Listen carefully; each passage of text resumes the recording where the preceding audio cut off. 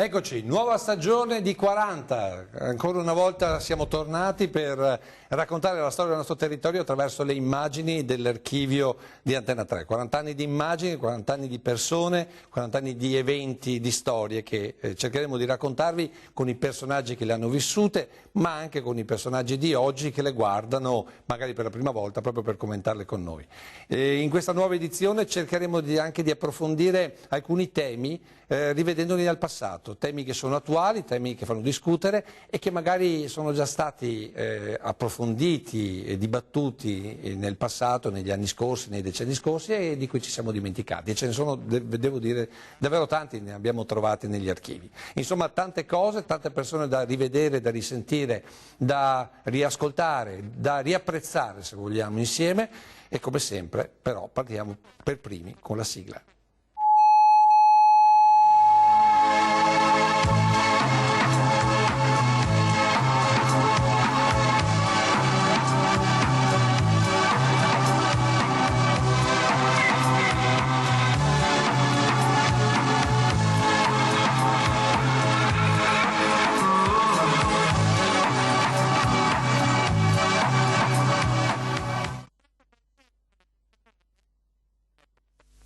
Al 1978 quando in quel palazzone incominciava a trasmettere una televisione, si chiamava Antena 3 e proprio per queste immagini e soprattutto per ripartire con la storia nelle immagini riprese dal campanile, dalla torre campanaria del centro di Treviso, vogliamo presentare il nostro primo ospite. Il nostro primo ospite è uno dei fondatori della televisione, siamo andati a pescarlo a Cuba perché lui adesso vive a Cuba, però è tornato qui un po' perché è sempre un po' legato a Treviso e molto perché siamo andati a cercarcelo proprio. E, con Roberto Zanussi vogliamo cominciare a raccontare questa televisione. Intanto benvenuto, grazie per essere qui. Grazie a voi. Ma come vi è venuto in mente a partire con Antena 3?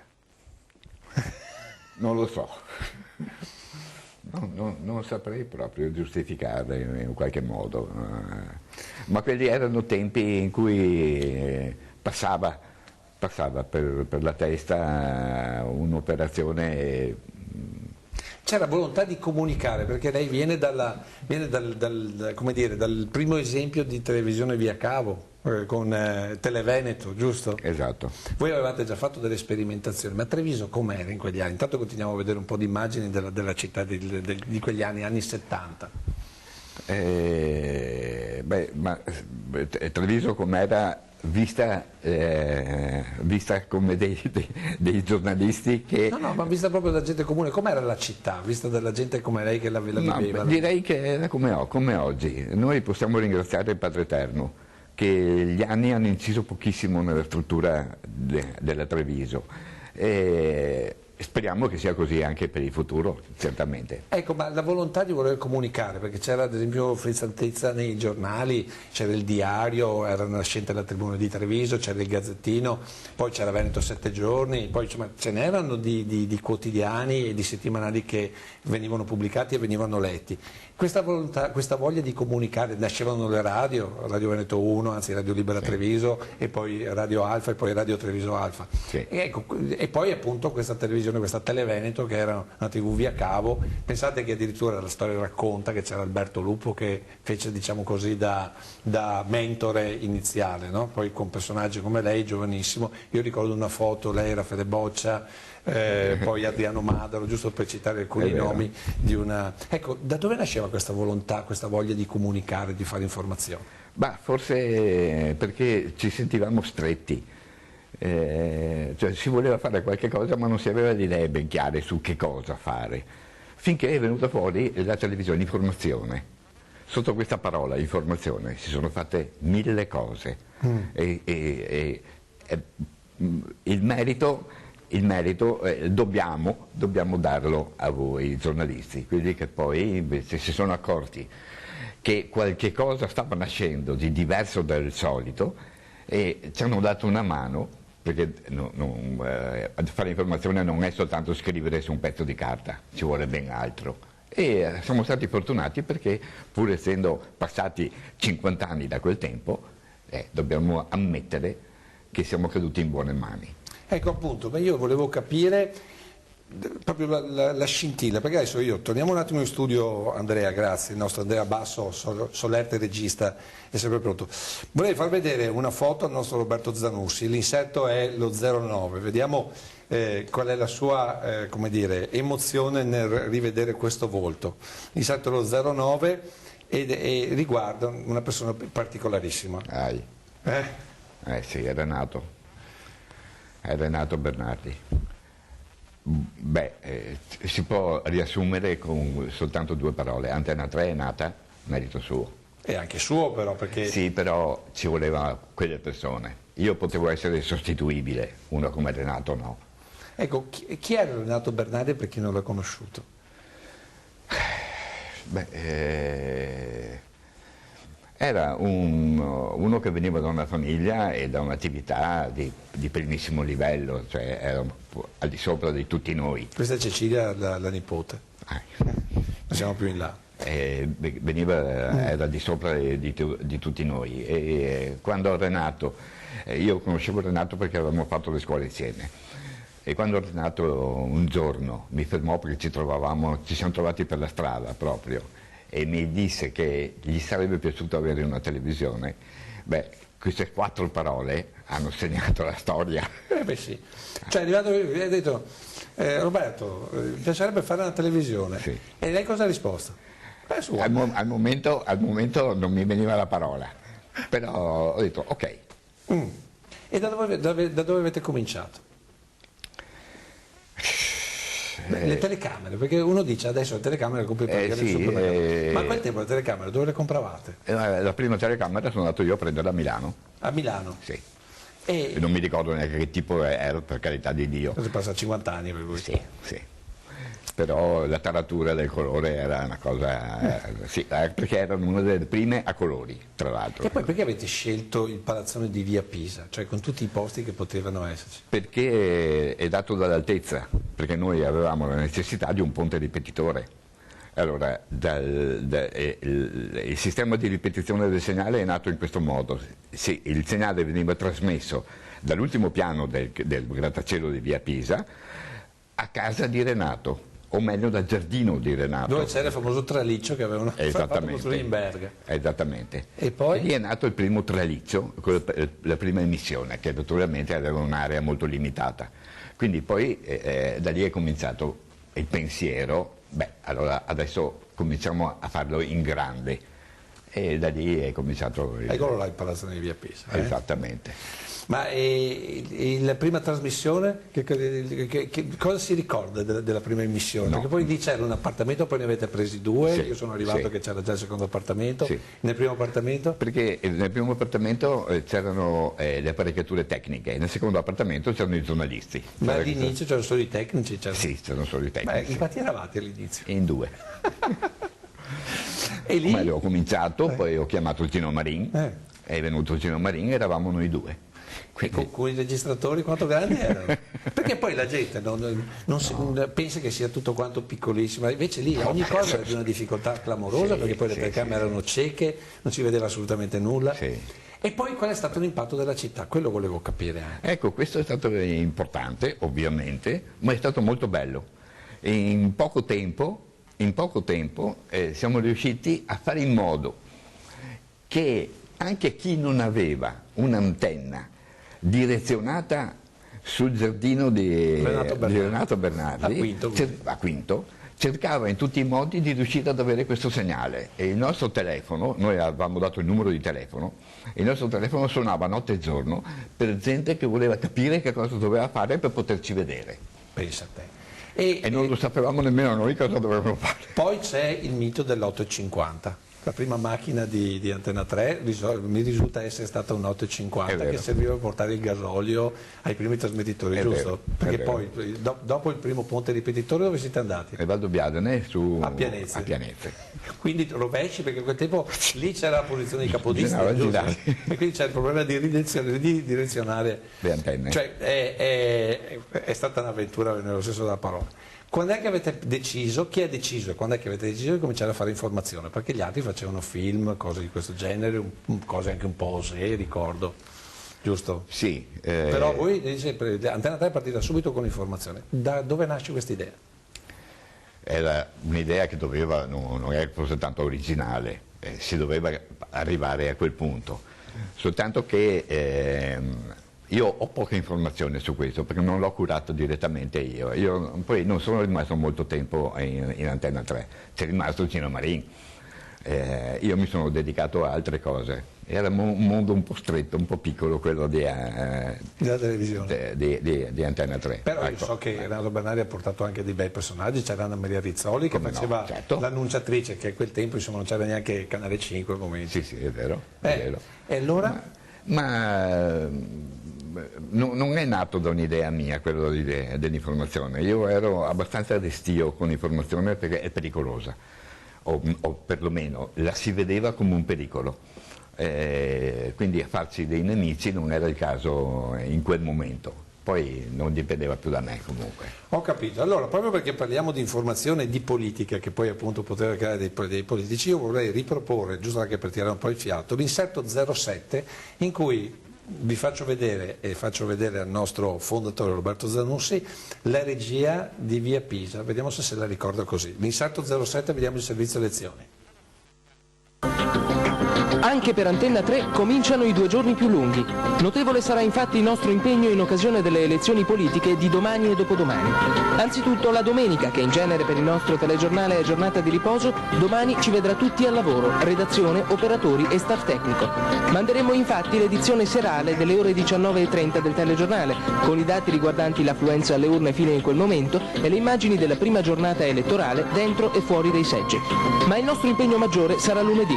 A parte la nostra consueta edizione flash meridiana alle ore 12:55, appuntamenti continui vi saranno dopo le 14, orario di chiusura dei seggi. Manderemo in onda delle edizioni straordinarie alle 14:30 e alle 17, con la possibilità di introduzione anche all'interno della normale programmazione per rapidi aggiornamenti. Dalle ore 19:30 andrà poi in onda una non-stop con continui collegamenti dai centri raccolta allestiti presso la prefettura e il comune di Treviso. Avremo poi anche un collegamento diretto tramite il Videotel, il servizio della SIP, con il terminale della Regione Veneto che diffonderà i dati regionali complessivi della consultazione elettorale. Nel corso dei nostri appuntamenti sono previsti anche incontri e commenti a caldo con i protagonisti della consultazione e con altri protagonisti della vita veneta. Un'altra era, eh? Era un'altra era. A rivedere i macchinari così, già rispetto a voi i registratori erano un po' più piccoli perché i primi erano dei veri banchi, sì. Ricordo. Sì. Sì.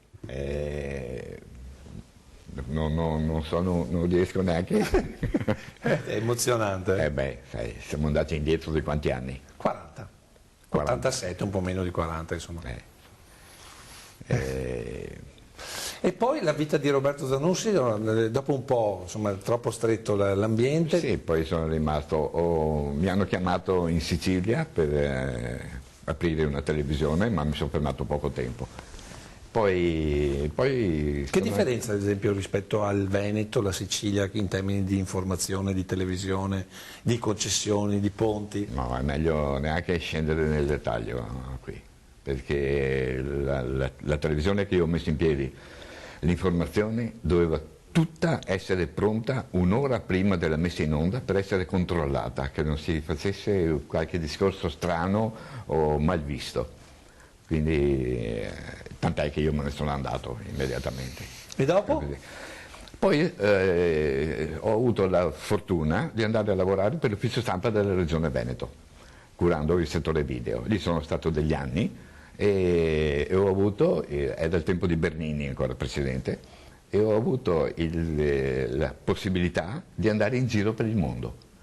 Quindi devo ringraziare proprio la Regione Veneto. E lì ad esempio è nato la distribuzione alle prime televisioni di un unico prodotto, un po' come faceva Berlusconi in contemporanea con i primi telegiornali, cioè facevate le cassette, ricordo che facevate i cassettoni che poi partivano gli autisti, ricordo. Esattamente. Cioè, dovete immaginare, parliamo degli anni '80, capitava un evento, adesso basta il telefonino, invece lì no, c'era la registrazione dell'evento, si andava in studio, si faceva un certo numero di copie, pari al numero di televisioni che dovevano essere servite, poi arrivavano gli autisti, ognuno con una cassetta e tutti via per il resto della regione, quindi è una cosa complicatissima. Adesso invece si fa un selfie, lo si spedisce col telefonino, è proprio cambiato tutto. È rimasta, diciamo così, la passione è rimasta secondo lei la volontà, oppure sono cambiati anche con la comunicazione, sono cambiati anche gli obiettivi, è cambiato anche, se vogliamo, un po' il modo di gestire l'informazione? Sì, è cambiato. È cambiato, io non posso dire se è nel bene o nel male, per carità di Dio, però non è più quello di una volta, non lo si fa più come lo si faceva una volta. Però anche la mia partecipazione all'ufficio stampa è durata il tempo che Bernini era presidente. Poi io ho avuto la fortuna di andare come rappresentante estero, diciamo, della televisione italiana in Repubblica Dominicana, dove mi sono fermato poi 14 anni. E adesso poi da Repubblica Dominicana mi hanno chiesto se ero disponibile ad andare a Cuba, ci sono andato, mi sono trovato molto bene e adesso sono 20 anni che sono a Cuba. Nostalgia dell'Italia di Treviso? Forse Treviso? Potrei dire di sì che è una nostalgia, però la si risolve in poco poi. Arrivo a Treviso, dopo 2 giorni vorrei già andarmene. Che cos'è che Treviso non ha più, che invece, non so, Cuba ha? Il discorso sarebbe lunghissimo. Una filosofia di vita o una questione economica? Tutte e due. Tutte e due? Sì, tutte e due, necessariamente, per forza. Quando uno va in un paese come Cuba o come anche Repubblica Dominicana, per carità, altri paesi poi come questi, io posso parlare bene di Cuba perché ci sono da tanto tempo, a Cuba si vive con poco, puoi avere anche 1 milione in tasca, non ti serve, e qui ti serve, guai se non ce l'hai. Allora che cosa hai che hai in più? Il tempo? A Cuba? Sì, il tempo, però anche l'amicizia, qui intendiamo l'amicizia in un modo diverso, lì è un'altra cosa. Più vera la nostra o quella che... No, è la loro la più vera. È la più vera? Sì. Sì. Tornando però, diciamo, a parlare di televisione, ma allora a Santo Domingo, a Cuba, l'idea di televisione, adesso ormai internet ha stravolto tutto, ma ad esempio a Santo Domingo, quando non c'era ancora internet, la televisione come veniva vissuta lì? Il fenomeno delle locali non sono mai partite di fatto? No. Poi risentono molto dell'influenza americana, che entra dentro proprio nell'informazione anche proprio.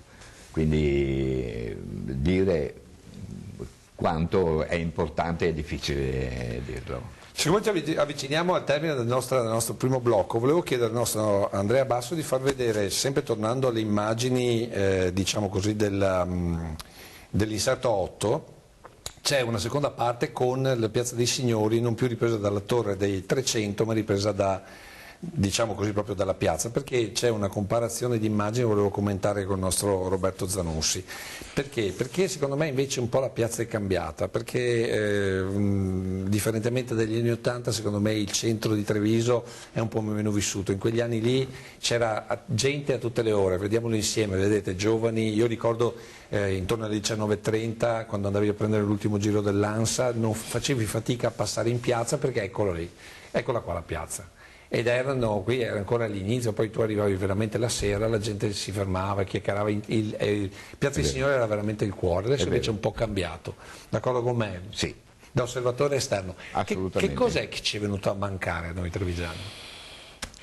Gli skate? No, forse la volontà di fare più skate e meno... No, la causa non so quale possa essere. È certo che quel tempo si viveva il luogo, la piazza era nostra. Canton dei 4S era nostra, la loggia era nostra, adesso no. E tornando indietro rifarebbe l'esperienza di Antenna? Beh, stiamo parlando di 50 anni fa.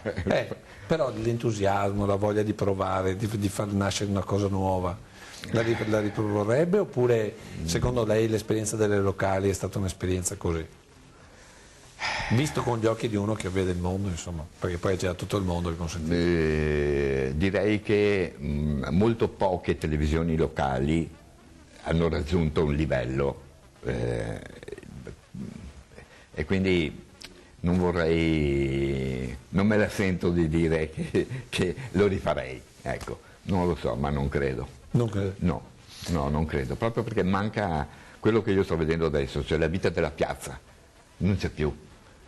Non siamo riusciti, insomma, a tenere il rapporto col territorio, insomma. Poi bisogna mettere in considerazione il fatto che adesso col bottoncino del radiocomando passi 50 televisioni, quindi è un'altra cosa. Però raccontare il territorio forse è quella che la differenza, il valore aggiunto, cioè forse ci si salverà solamente raccontando il territorio e, come dire, facendo rivedere il territorio come siamo, cioè, perché così secondo me fai pensare la gente, così rivedendo queste persone che adesso hanno 60, 70 anni, perché questi sono i giovani degli anni, inizio anni 80, facendo rivedere ai ragazzi di oggi come vestivano, come parlavano, come si frequentavano i loro, non dico genitori, ma addirittura più di qualcuno, i loro nonni, magari qualche idea tornerà ad essere, insomma, perché se non c'è comunicazione tra la gente non c'è neanche futuro, secondo me, di comunità. Questo è vero. Va bene. Allora, io adesso ringrazio Roberto Zanussi che è venuto a trovarci, buon viaggio per il ritorno a Cuba, tra breve mi pare di capire, il sole cubano, e noi adesso ci fermiamo un attimo per la pubblicità e poi riprendiamo da un territorio, da un comune, per vedere 40 anni fa com'era ad esempio il comune di Casale sul Sile.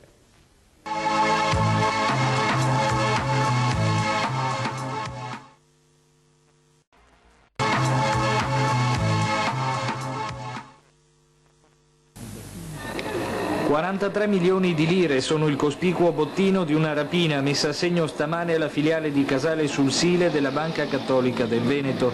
Erano circa le 9:45 quando due malviventi, giunti a bordo di una Ritmo targata a Venezia e rubata qualche giorno fa a Scorzè, sono entrati in banca a volto scoperto, mischiandosi ad una trentina di clienti che in quel momento affollavano gli sportelli. Una volta all'interno i due hanno indossato dei passamontagna, estraendo due grosse pistole a tamburo e minacciando i presenti. Un rapinatore molto calmo ha tenuto a bada i clienti terrorizzati. Il suo complice, invece agitatissimo, ha urlato minacce a tutti, si è rivolto ad un funzionario della banca e si è fatto consegnare il denaro contenuto nelle casse, appunto circa 43 milioni. Il tutto è durato 5 minuti che, come ci ha raccontato questo impiegato, sono sembrati a tutti un'eternità. La paura però non è finita per il vice direttore della banca, Rolando Mattiuzzo. Il funzionario è stato infatti preso come scudo dai rapinatori che, puntandogli una pistola al fianco, lo hanno costretto a seguirli sino all'esterno della banca dove avevano parcheggiato la loro auto. Fortunatamente, un attimo prima di fuggire, hanno lasciato andare il Mattiuzzo. Anche per lui quindi tanta paura ma nessun ulteriore danno. Mentre i due rapinatori si davano alla fuga è subito iniziata una vasta battuta da parte dei carabinieri e della polizia, che però sinora non ha dato esito. Sindaco Giuliato, benvenuto intanto. Si ricorda di questa rapina? Quanti anni aveva? Grazie, io sono del 72, quindi... Siamo nell'87 qua. Siamo nell'87, quindi eravamo alle superiori, io tra l'altro non le ho fatte a Treviso ma le ho fatte a Mogliano, e proprio in quella location che avete mostrato lì vicino noi alla mattina prendevamo il pullman che ci portava a Mogliano proprio perché non c'era il servizio. E io la ricordo sì, perché poi sono quegli eventi che in un paese segnano moltissimo, che per settimane, quando vai al bar, quando vai a vedere la partita della squadra di calcio, quando vai in parrocchia, tutti portano il loro contributo, no? Perché non era, in quegli anni non c'era come oggi tutti gli strumenti informatici, quindi il passaparola era il giornalismo del paese.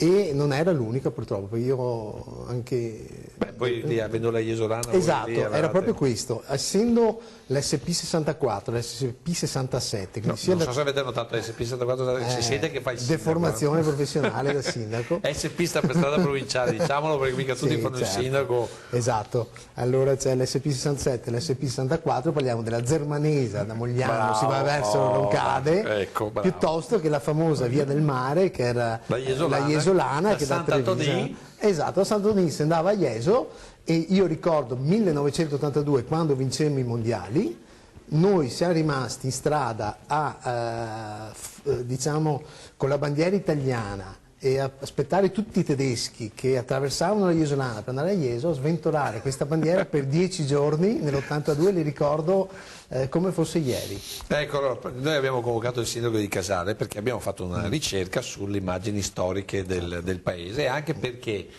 attraverso queste immagini vogliamo capire come evolve una comunità, come è evoluta una comunità, se nel bene o nel male, perché così è per riflettere. Abbiamo visto intanto il discorso della rapina e abbiamo capito che l'informazione proprio nei paesi rimaneva attraverso i bar, oltre che naturalmente magari l'informazione nascente di Antenna e dei giornali.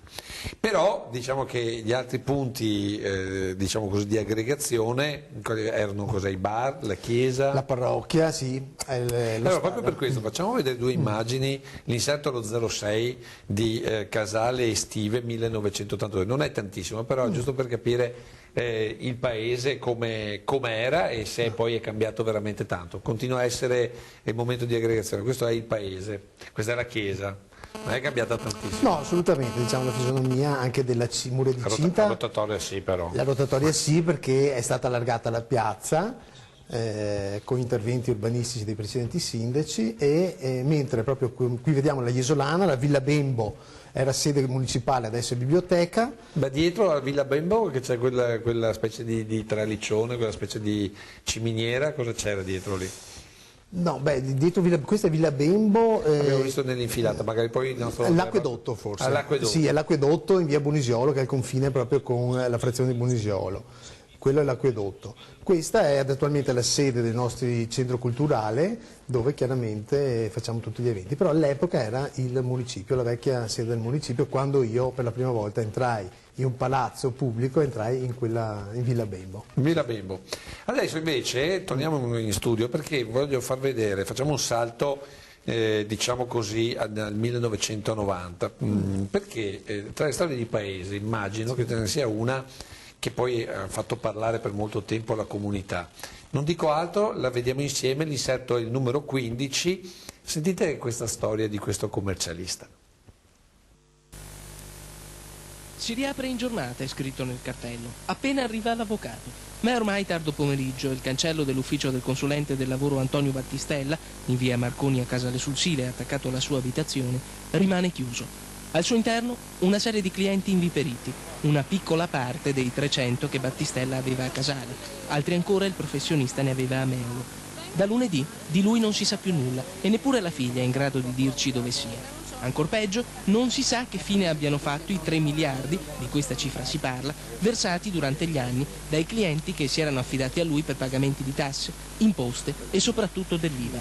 Qui alcuni clienti stazionano davanti all'ufficio, giorno e notte, rivogliono i loro soldi. Invano la figlia dice che Battistella tornerà.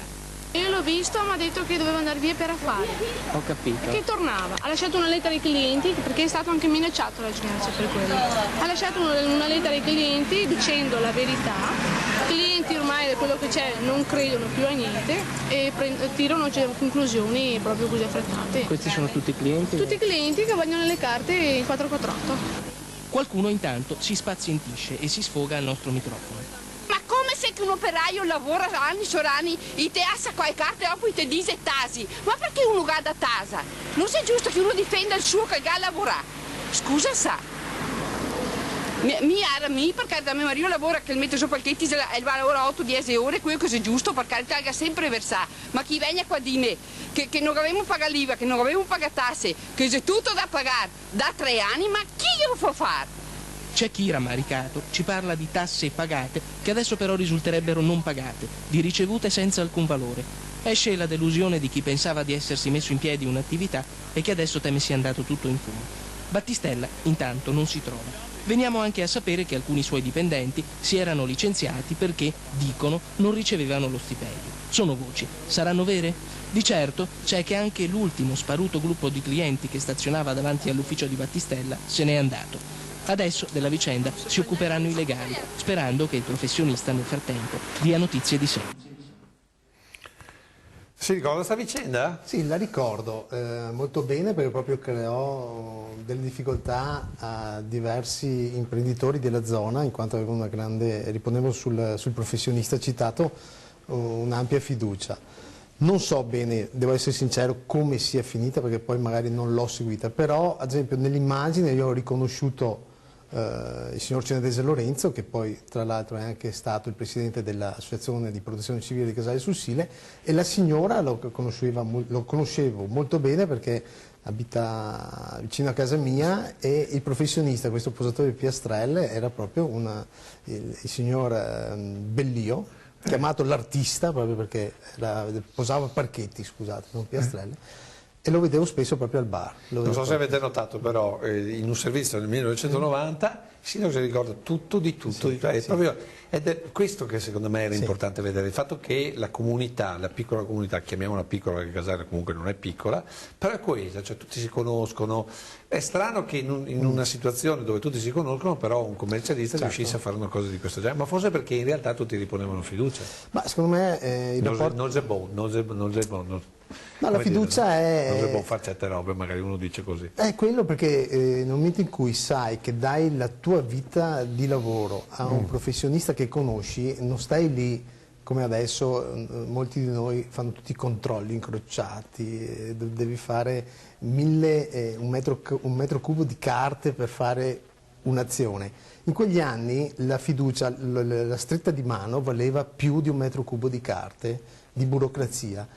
E quindi, ed è una cosa che secondo me noi ci siamo dimenticati. Siamo dimenticati come ci siamo dimenticati il buon senso delle cose, e quindi ci appelliamo sempre a normative e purtroppo la normativa non norma il buon senso delle cose. E questa è una bella riflessione che lasciamo ai nostri telespettatori. Adesso però, siccome il tempo scorre, io di cose da far vedere ne ho, andiamo a vedere l'inserto dell'RVM 03, perché visto che il sindaco ha memoria fotografica, vediamo se attraverso questi volti di questi bambini riconosce qualcuno. Siamo nel 1984 e siamo agli asili, eccolo qua. 1984, 19, 11, e questi sono tutti i bambini dell'asilo. Adesso ovviamente qui si vede poco, però questi magari adesso questi qui di sottofondo si sentono questi bambini che parlano eccetera. Qualcuno magari lo riconosce perché è gente che adesso, voglio dire, 84 ha quasi 40 anni. Qui è già più difficile perché... Intanto che asilo è? Perché io non sono mica riuscito a capire. No, questo deve essere l'asilo, eccolo qua, le suore, che purtroppo da noi non ci sono più perché giustamente anche loro hanno i loro problemi.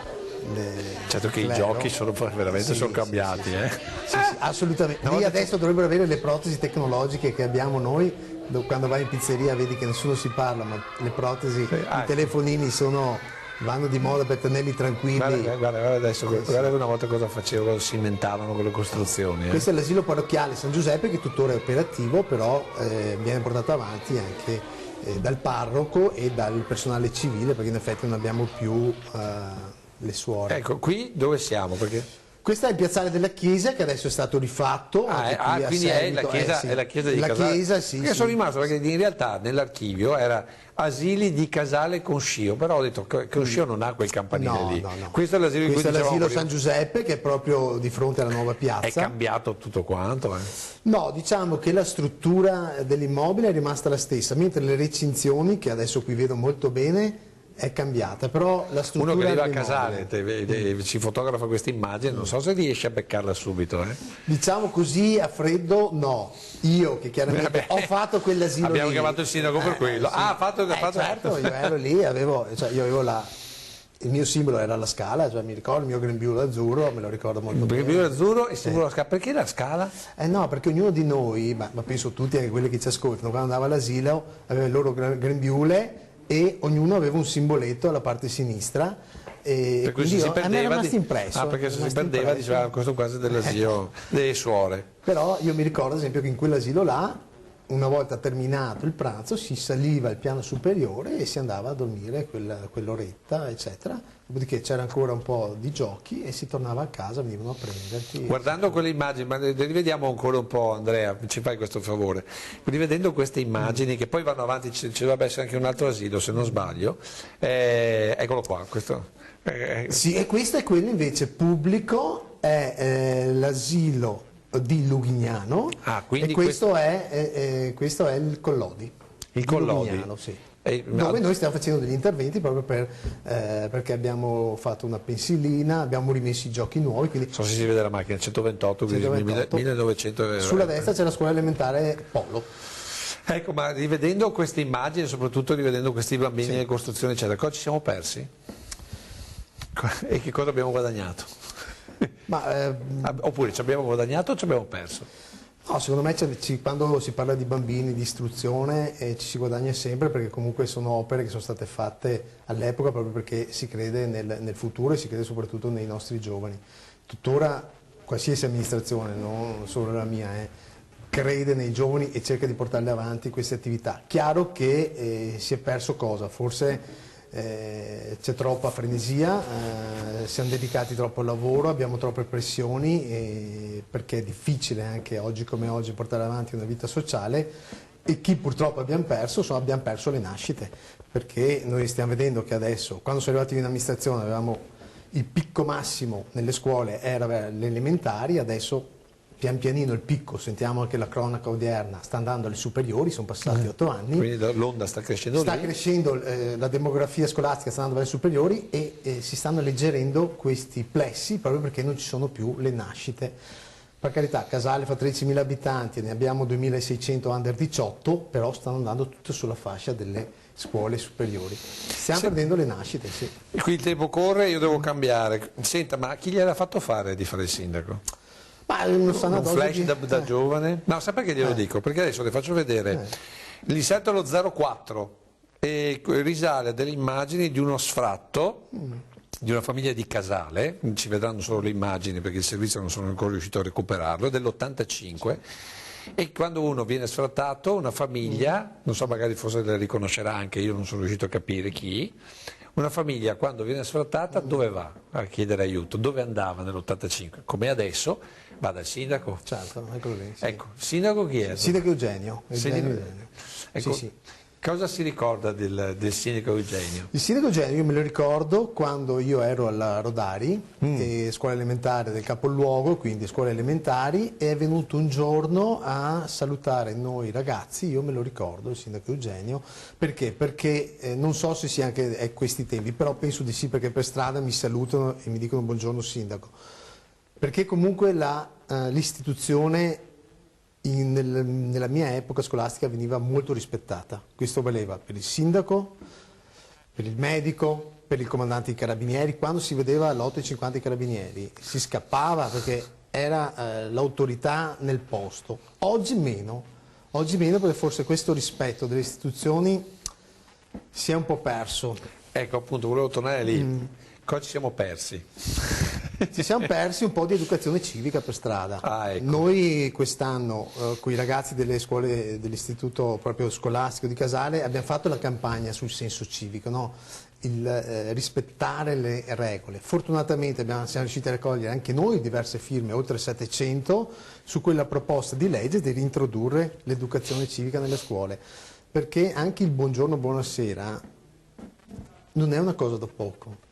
Io ho visto un giorno a dire ciao a un comandante dei carabinieri, io a quell'epoca non mi sarei mai permesso di dire ciao a un comandante dei carabinieri, e allora bisogna riprendere le cose buone di una volta. Senta, però abbiamo visto il sindaco che prendeva in mano una situazione come uno sfratto. Sì, certo. Aveva più o meno poteri rispetto al sindaco attuale Beh, di risolvere i problemi dei cittadini? Secondo me aveva più potere. Più potere, Sì, perché pur essendo più in mano alla politica, perché mentre qui il sindaco certo, adesso... lo quando spartiacque viene- è stato la legge Bassanini, no? Quindi, sì. Però lì aveva più potere, allora, perché in Sì. teoria dovreste averne più potere voi adesso che siete eletti per 5 anni, che salvo non venga giù un terremoto. Certo.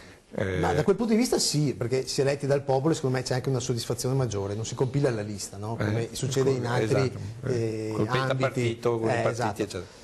Però c'era un potere proprio di azione, dico io, no? Allora, mentre continuiamo a parlare di questo tipo di politica, volevo far vedere l'inserto lo 01, perché parliamo di politica, parliamo di Casale, parliamo anche del Consiglio Comunale di Casale. Adesso io vi faccio vedere queste immagini, come sempre chiederò aiuto al sindaco se riconosce qualcuno, intanto il posto, perché... Questo è in piazza all'Arma dei Carabinieri, l'ex aula consigliare. Sono arrivato io il primo anno, nel 2013 abbiamo cambiato, abbiamo fatto solo un consiglio comunale qua, siamo passati in auditorium dalle scuole. Questa era proprio, è ancora così, è ancora Ma così. ha partecipato lo stesso? No, penso che oggi come oggi se arrivano 5-10 persone sono tantissime. Una volta era Qui più secondo me sentita. si parlava di cave. Io sono a naso, di solito i consigli comunali partecipati così, adesso non vorrei... Ma magari anche qualche piano urbanistico, perché all'epoca Casale... Ma lei riconosce qua un po' di volti? Beh, Perché sindaco sì, Eugenio sì. Poi i comunisti di solito chi si certo, c'era la fazione del PC e della Democrazia Cristiana, questa la ricordo i socialisti. Beh, conosco, ecco lì un altro signore che conosco, non mi viene in mente il nome, Pings. Quindi questa parte di chi è? Secondo me è PC, Schiavetto era un assessore anche ai lavori pubblici.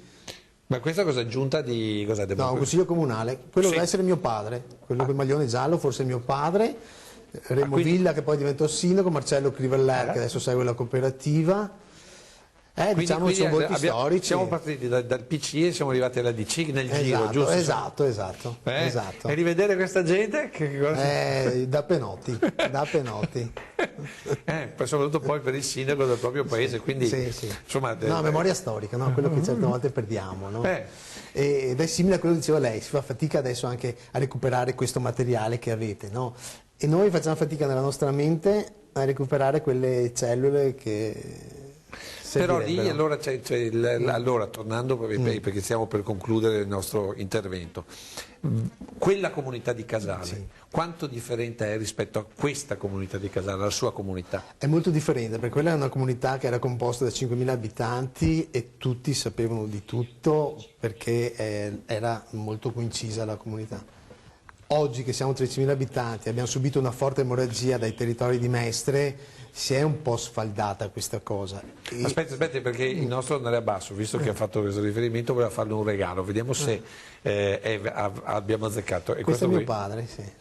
Anzi farò una foto dopo perché gliela porto domani. Sì, è stato sempre molto impegnato in politica, mio padre, e la passione l'ho presa proprio da lui.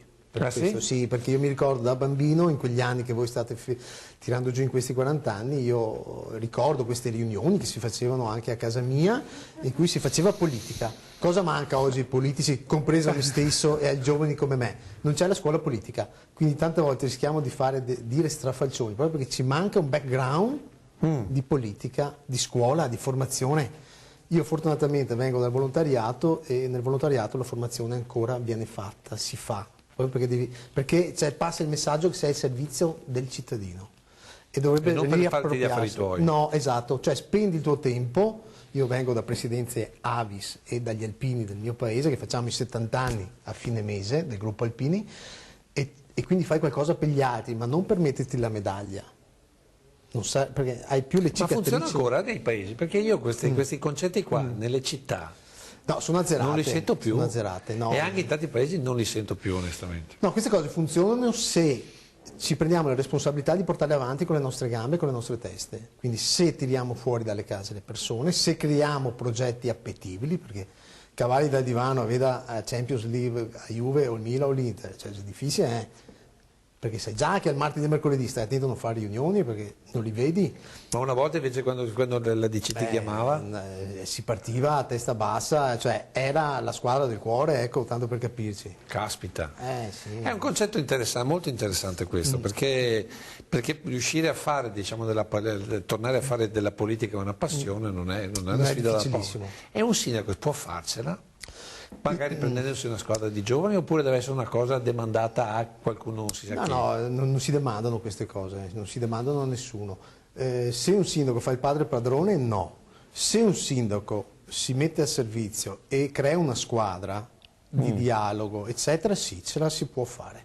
Senta, mi gioco l'ultima carta, perché non so se, credo che con Andrea riusciremo a trasferire. C'è un servizio che parla di una comunità alloggio. Siamo nel 1987, vediamola e poi ne parliamo assieme.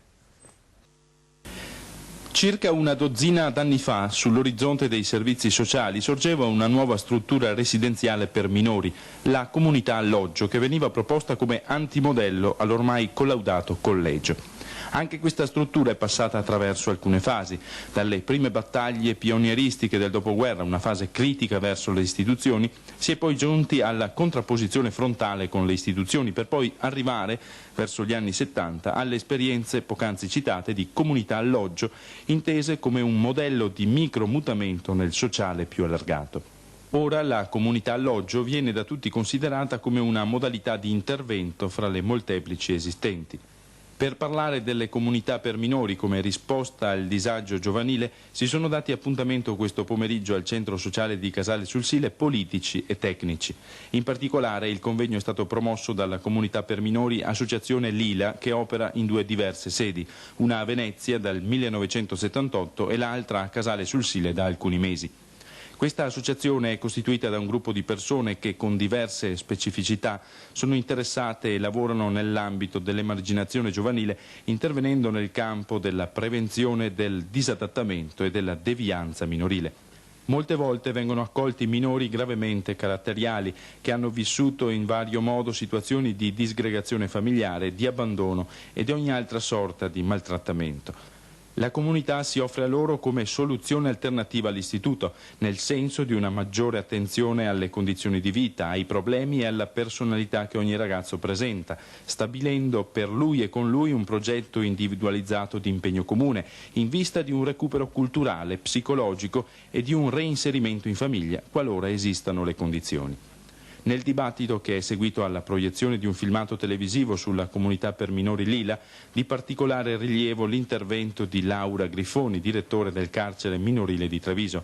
Il carcere, ha detto Grifoni, rispetto a qualche anno fa presenta molta più attenzione all'inserimento dei minori e li indirizza in quelle comunità che meglio si prestano ad un lavoro individualizzato sul ragazzo, capace di plasmare sapientemente la sua personalità. Al convegno di oggi, promosso anche grazie all'interessamento del Comune di Casale sul Sile, sono intervenuti l'onorevole Costante Degan e vari assessori ai servizi sociali delle province di Treviso e Venezia. In effetti abbiamo visto Valeria Zagolin, che a quel tempo era assessore ai servizi sociali del Comune di Treviso ed era proprio presente. Abbiamo 30 secondi, sì. La comunità Lila c'è ancora? La comunità Lila non c'è più, però uno dei fautori di quella comunità, che è Rodolfo Rocco, fa parte della mia squadra politica, proprio perché fa parte anche di Banca Etica e quindi è molto sensibile a queste cose. Due soggetti della comunità Lila, due persone della comunità Lila vivono assieme, un maschio e una femmina, e una fa lavori in una cooperativa proprio all'interno del comune e quindi cioè è rimasta nel territorio. Dimostrando che si può ripartire, insomma, certo, si può ripartire, e si riesce anche ad assorbire nel tessuto. Qui si parla di disagio sociale, sì, giovanile, sì. Insomma, soprattutto. E il compagno lavora in un'azienda di Casale. E poi c'era Costante Degan, cioè un ministro che è venuto a Casale a presiedere, quindi dimostrare che la politica anche più elevata riusciva a venire al paese. Certo. Cioè, era un altro tipo di politica. Ed è un gesto che secondo me dovrebbero fare, cioè tener conto di scendere dai palazzi romani, venire sul territorio, secondo me serve a rilanciare la politica. E con quest'ultimo messaggio, adesso noi ci fermiamo con la pubblicità, insomma avete visto, il programma fa pensare oltre che sorridere e incuriosire con le immagini storiche. Ci fermiamo con un po' di pubblicità e poi arriveremo all'ultimo blocco proprio perché andremo ad approfondire un tema, quello del Prosecco.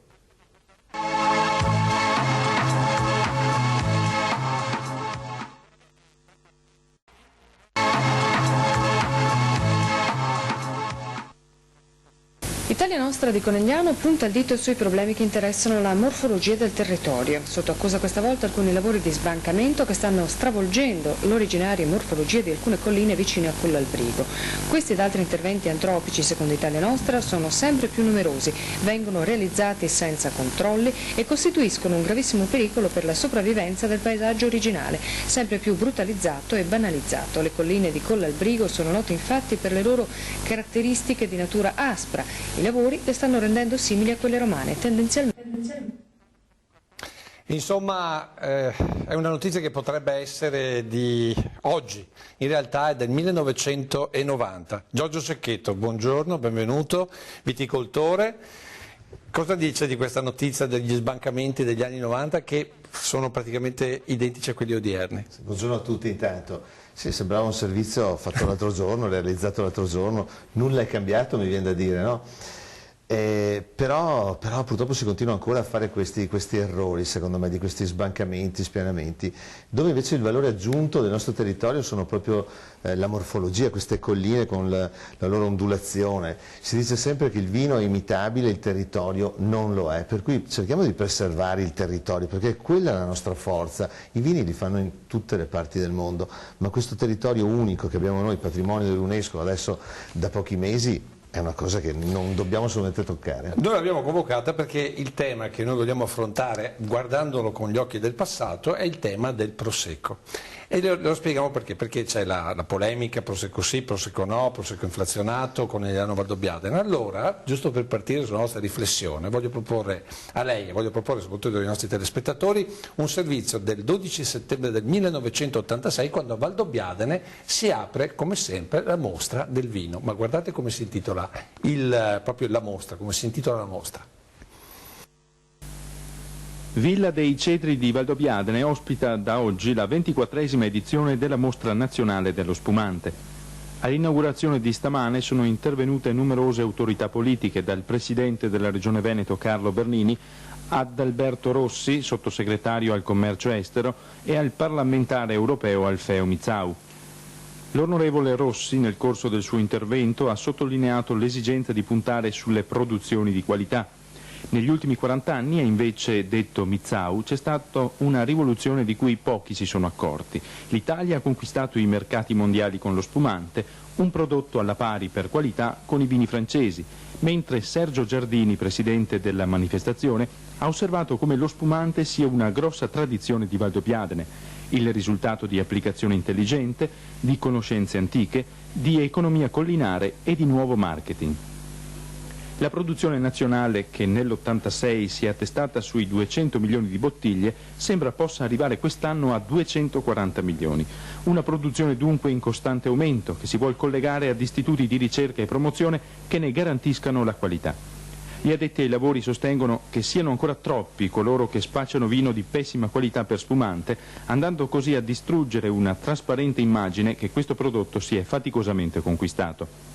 Alla manifestazione sono presenti un centinaio di espositori che propongono quasi 250 varietà di spumanti. Oltre alla gamma di quelli ottenuti con il metodo classico champenoise, ci saranno quelli ottenuti con il metodo Charmat nelle varietà tradizionali. La rassegna, nell'ambito della quale si svolgeranno giornalmente convegni, tavole rotonde e seminari su questioni connesse alla produzione e alla valorizzazione degli spumanti italiani, rimarrà aperta sino al 14 settembre. Non so se avete notato, ma non si parla di Prosecco. Spumante, metodo champagne champenoise, ma Prosecco non esiste. E siamo 1986. Sì, stranissimo e bellissimo anche questo filmato. Sì, Valdobbiadene era riconosciuta comunque all'epoca come patria dello spumante, assolutamente. Quasi ci si vergognava però a dire Prosecco. Sì, Prosecco perché non era così come lo è oggi, dire Prosecco vuol dire bollicine. Una volta il Prosecco non era questo vino famosissimo, si parlava più magari della Franciacorta piuttosto che anche del Piemonte stesso, onestamente, come vino spumante. E dire Prosecco sembrava quasi un vino leggero, non di bassa gradazione, non di alto lignaggio. Vino dei Poareti? Più o meno, invece sono cambiati i tempi assolutamente. Oggi invece Valdobbiadene, questa Villa dei Cedri, la località Valdobbiadene Conegliano, è riconosciuta al mondo per lo spumante, perché oggi quando si parla di spumante si parla di Prosecco, anzi voglio uno spumante, sottinteso che ti devono versare un Prosecco. Questa è la forza che Valdobbiadene, il territorio, ha acquisito in tutti questi anni con grande sforzo e grande lavoro. Ecco, adesso con il nostro Andrea Basso in regia volevo saltare l'inserto che era già previsto, Andrea. Volevo andare allo 09, quando ci sono delle immagini di una cantina. Adesso gliela faccio vedere perché Sempre nel ragionamento del Prosecco, voglio farvi vedere, qui invece siamo alla cantina Ponte di Piave e qui la vendemmia prevede solo rossi, non so se vedete, tutti i trattori hanno solo uve a bacca rossa, anche qui Prosecco non se ne vedeva proprio, cioè il fenomeno del Prosecco nasce come? Visto che qui si va a Raboso, si va a Merlot, si va... Com'è che è cambiata sta cosa in 30 anni? Ma in 30 anni è cambiato, intanto... guarda, tutti rossi. Tutti rossi, sì, ma insomma le terre del Piave quando andavi in giro ti dicevano dove si producono i rossi, il Raboso, i Merlot, eccetera. No?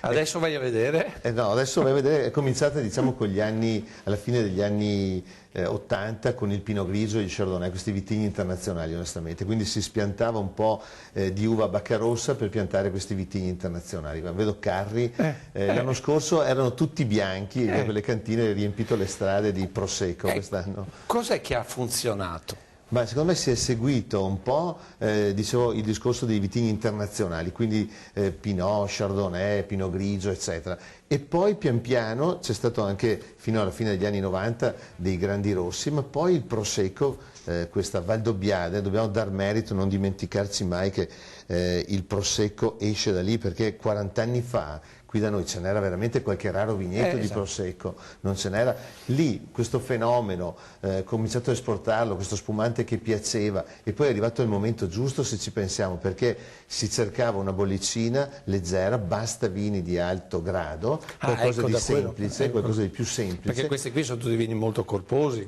Con gradazioni a fine anni 90 si facevano dei vini anche di alta gradazione perché andava di moda quello, no? E per cui ecco la cantina sociale di Ponte di Piave. Come non è più adesso, non è più come è cambiata. Esatto. E quindi tutto si vede che questi cambiamento... sono proprio i grezzi che abbiamo recuperato, gli originali di un Ponte di Piave che non è più proprio lo stesso.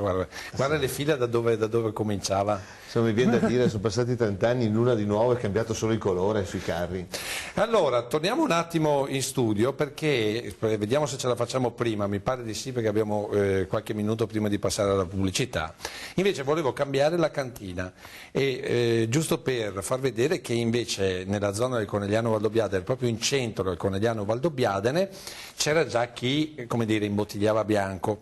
Ed è un'inaugurazione del 1985, l'inserto lo 07, ed è subito dopo questo di Ponte, perché l'altra cantina, vediamo se la riconosce, Giorgio Cecchetto, vediamo se la riconosce. E questa è Valdobbiadene? No, non è Valdobbiadene. Doveva riconoscere la collina di Solighetto alle spalle. Colli del Soligo. Esatto, questo è il giorno dell'inaugurazione della cantina Colli del Soligo. Vediamo se poi riconoscerà un po' di volti, ma la cosa che mi ha colpito, la vedremo più avanti, è come veniva gestito quello che poi era il Prosecco, che poi era lo spumante, che loro preparavano qui, i primi processi di spumatizzazione, immagino, ma qui è meglio che parli il tecnico. Qui comincia a esserci, come dire, la lavorazione su autoclave, come funziona? Sì, il mondo delle bollicine si divide sostanzialmente in due, il metodo Charmat o Martinotti, quindi quello del Prosecco, e il metodo classico, quello Champenois, quello per dire dello champagne. Il Prosecco, ecco qua la bottiglia, ecco, mi fa piacere vedere questa bottiglia che ormai non esiste più, chiamata Renana, dove si faceva questo Prosecco che era anche fermo, che oggi è sparito, o leggermente brioso, questo vino leggero di 10 gradi che si beveva in tutte le osterie proprio per la piacevolezza, la leggerezza che aveva. Oggi fa un po' fatica questo a decollare, oggi lo si conosce solo per lo spumante.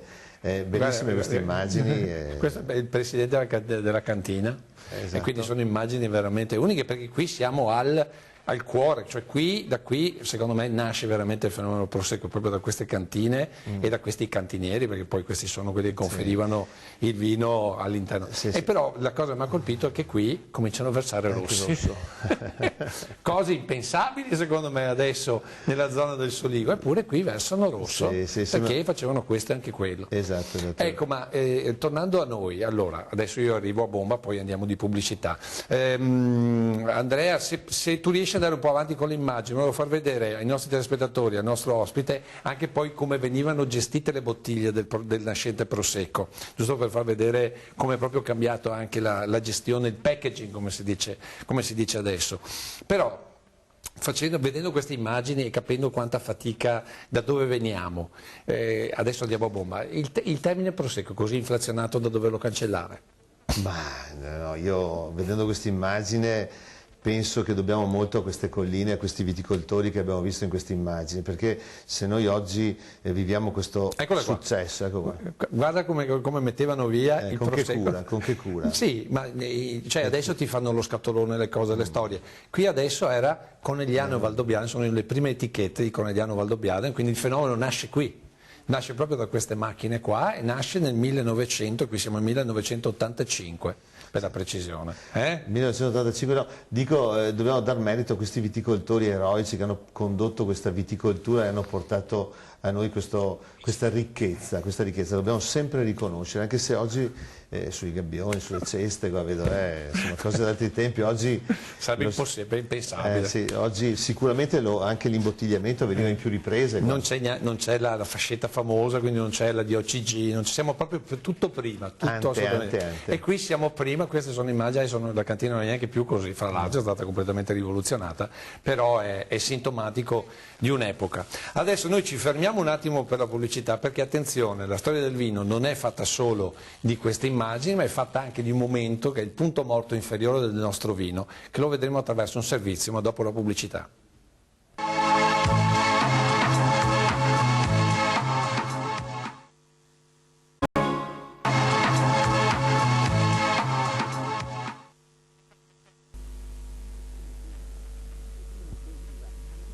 densa, più che bruna scurissima, una specie di color Clinto, tanto per chiamarlo così.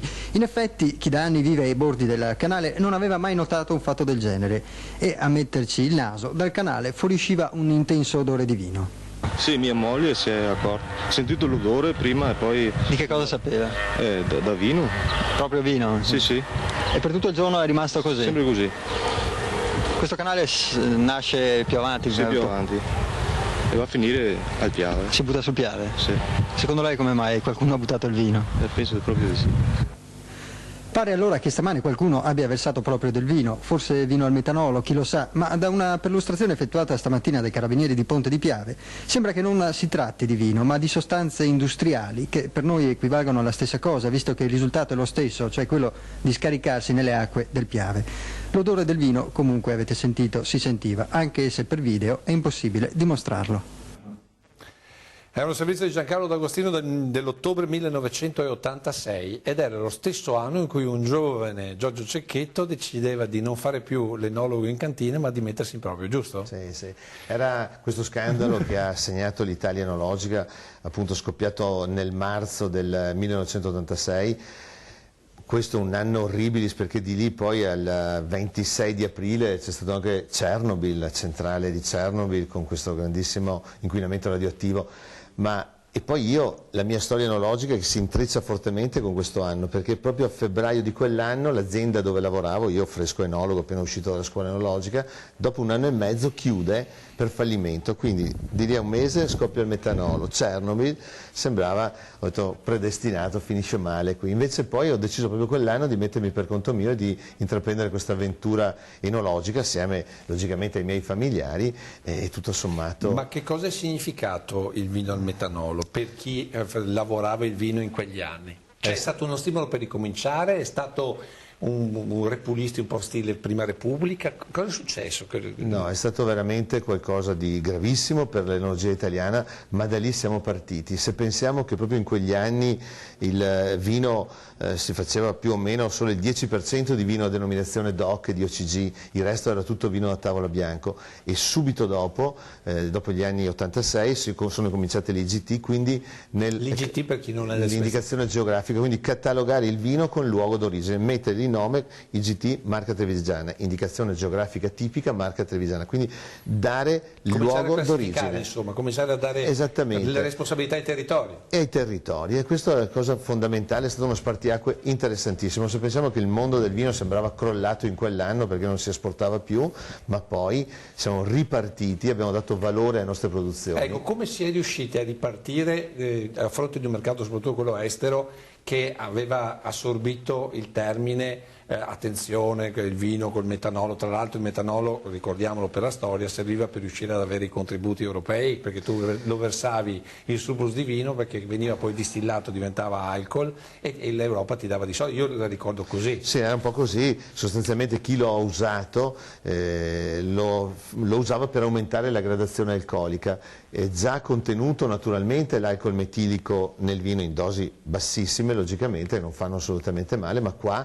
aumentando e quindi mettendoci molto alcol metilico ha fatto male perché provocava la cecità e altri danni. Quindi c'è stato un errore dove in cantina? In cantina, ma questo un errore, ma guardate che è capitato anche in aziende locali, ma erano ignare, che hanno comprato del vino da commercianti, ma ci sono stati pochissimi commercianti in giro per l'Italia che hanno messo dentro del metanolo, non è che le aziende mettessero dentro quando andassero a comprare del metanolo, hanno queste poche aziende inquinato tutto il vino italiano, quindi, però c'è stato veramente un grande rilancio dopo il metanolo, l'Italia si è risollevata, ha cominciato a chiamare i loro vini col nome e cognome, come dicevo, luogo d'origine, dare valore aggiunto, perché se pensiamo che in quegli anni, da quegli anni in 30 anni è diminuita del 30% la nostra produzione di vino, si facevano 76 milioni di ettolitri, ora ne facciamo 48, ma il valore del prodotto è aumentato anche questo più del 30%, quindi ecco. Valore alla nostra produzione con la qualità. Allora, proprio per questo volevo capire quanto ad esempio eventi come il Vinitaly a Verona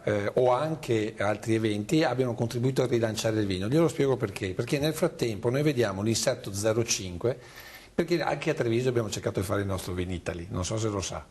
Adesso vi faccio vedere, è del 1983, quindi abbiamo un cecchetto che sta ancora studiando e questo è Treviso Vino, primo 4 dicembre 1983, e mostra di vini a denominazione di origine controllata e indicazione geografica territoriale. Noi abbiamo cercato di creare il commercio, ecco, quanto eventi come questo comunque sono serviti per rilanciare il vino, in questo caso ovviamente è funzionato pochissimo, ma il Vinitaly continua a funzionare ed è un evento mondiale, insomma. Sì, io direi... Dobbiamo vedere l'immagine, questo è il prefetto Scivoletto, quindi sì. Pensate un po' voi, tutta questa gente appare, fa parte della storia, insomma, Marton, Brunetto, insomma. No, in primo luogo secondo me vanno ringraziate tutte le Proloco, perché è proprio del territorio che si parte per poi far grande un prodotto e le Proloco hanno avuto un grandissimo ruolo, lo stanno avendo ancora oggi con queste mostre locali.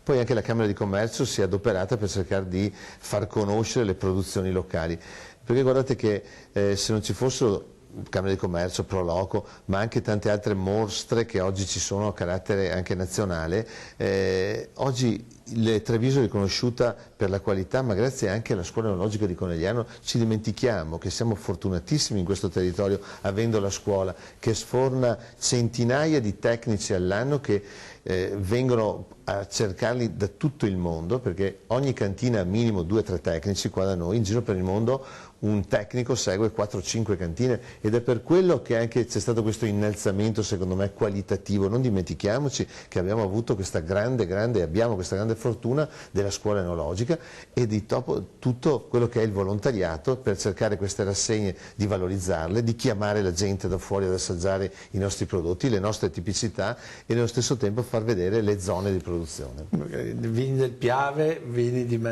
Cantina La Marca, Rondò, non si vede Prosecco, non c'è verso, cioè qualsiasi nome, qualsiasi cosa, i rosé, molto i rossi, veramente sembra un altro mondo.